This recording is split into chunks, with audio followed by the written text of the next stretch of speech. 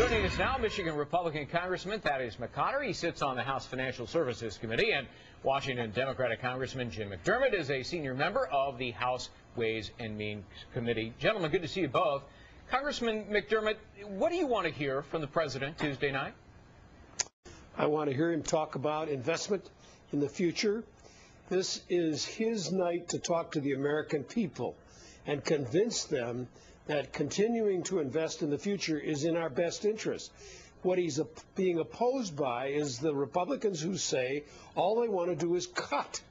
You just heard Senator McConnell say that we're not going to do anything about spending more money. Now, you have to remember, never forget, in fact, he said his #1 priority is making sure that President Obama doesn't get a second term.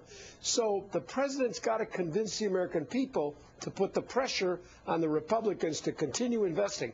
If we stop investing and just cut, we are going to be in serious trouble. Congressman McCarter, what do you want to hear from the president? Well, I don't know what quite to make of the increased call for more spending. I think the public rejected that at the last election, if I'm not mistaken.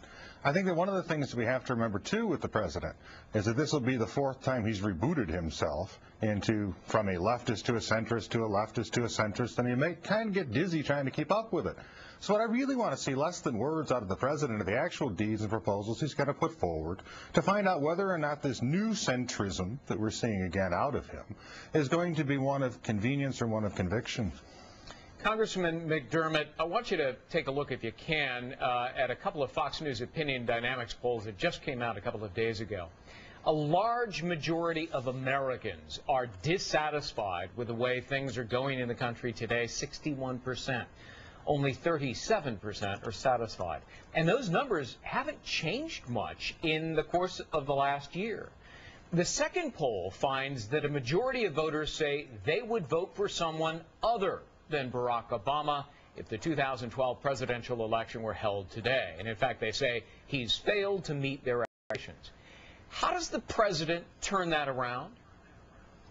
He has a very good chance here. He makes a proposal, and the Republicans can turn it down at their own risk. If they spend the next 2 years doing what they did in the last 2 years of opposing everything from unemployment insurance to investment in infrastructure, all of those things that the president proposed in the last years, if they do that again, they won't have a chance in 2012 because people are anxious that this is not working and they know we have to keep investing. We can't stop working on infrastructure or education or on independence from foreign oil or all the issues that the president's working on. I think he has a good chance of painting them exactly what they are, the party of no. Yeah, but let me stick with you for just a moment, because Congressman McCotter a moment ago said the election demonstrated to the president that all of the spending on infrastructure and education and research and so forth, which apparently he's going to say in the State of the Union, let's spend more. That's not what Americans want. I think you can make any interpretation you want about that election you want. I believe that what he was dealing with and what we were dealing with when we were running was massive anxiety that what was going on in this country was not working. The financial industry had failed us. Foreclosures were continuing to go up. And we were not making the investments because the Republicans kept killing them every time they went to the Senate. We passed stuff out of the House, but we couldn't get it through the Senate. Mitch McConnell single-handedly stopped those investments. And I think the people threw us out because we were in. They threw us out. They'll throw the Republicans out next time if they don't do something in this 2 years. Congressman McCarter, fair and balanced, joblessness stands at 9.4%. It's by far the top issue among voters, and this next poll doesn't bode well for your party, the Republicans, because take a look at that. Most voters think Democrats would do a better job on job creation than Republicans. Why is that? Well, it has to ask the individuals who responded to the poll. The reality is over the past 2 years, we saw a massive expansion.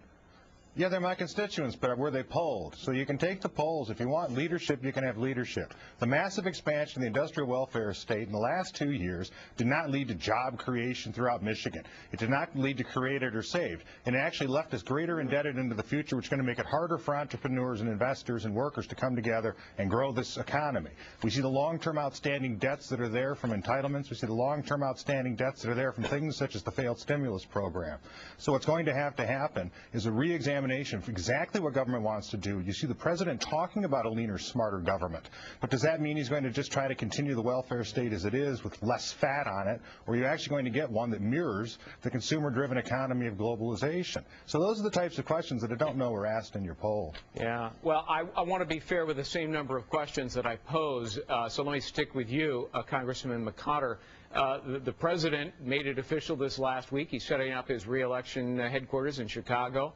And I took a look at the latest PPP polling results.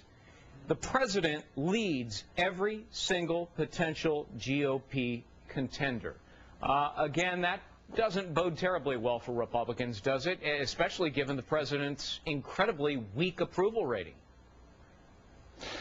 Well, I think that you're absolutely right in that sense, in the sense that this is a midterm for the president. The president has a 4-year term.